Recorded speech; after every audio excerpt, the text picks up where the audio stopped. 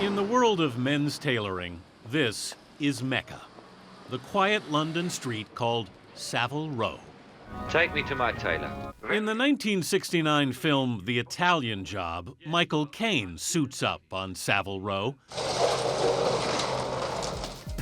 James Bond's Daniel Craig and David Bowie, Fred Astaire and Cary Grant have all been fitted here.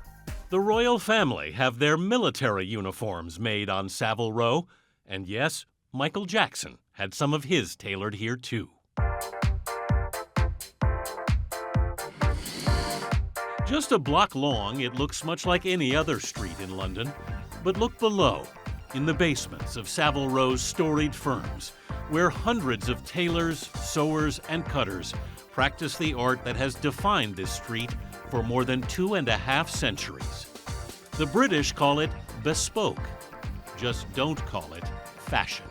We're making bespoke garments, custom-made garments, to the specification of the customer. Right.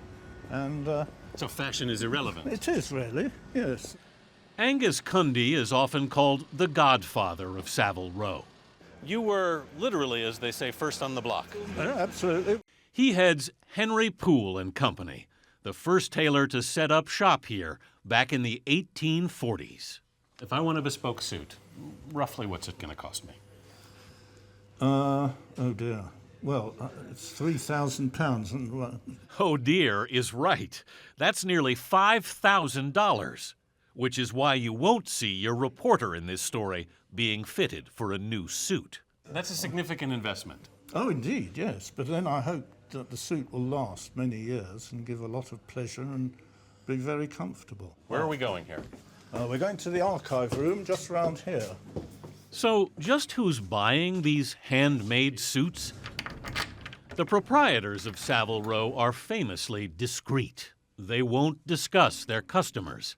This is where you keep all the old records. Oh Yep. my. At least, not until they're dead. We have 120 books like that, dating from 1846.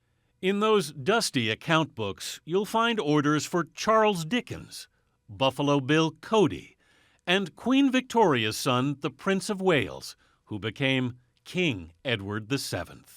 But he got very big, Yes, he did. and which was probably good for his tailor because we Kept kept us busy. Yes.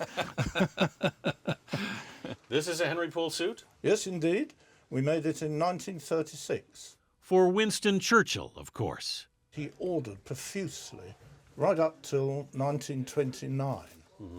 And then there was the Wall Street crash. Right. And I fear that he lost a lot of money. And his orders went down and down. And in fact, what orders he did give us, he didn't pay for. Queen Elizabeth has been a more reliable customer. Poole and Company has the prestigious royal warrant to make the uniforms for the walking grooms who escort the Queen's gold state coach. A mere 35 yards of gold lace on here. Keith Levitt will spend 4 weeks sewing each uniform by hand. They're being made in much the same way that they were 130 odd years ago. I mean, there are 14 stitches to the inch holding the gold lace in place. The lace, of course, is 2.5% gold.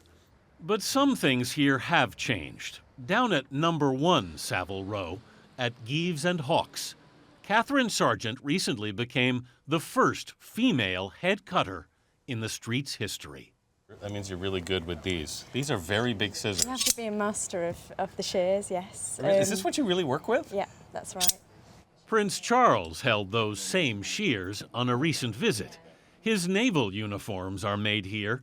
Does anybody come around and say, you better get this one right? All the time. There's always pressure. It can all seem very old-fashioned. Italian designer Giorgio Armani called Savile Row a bad British comedy lost in the past.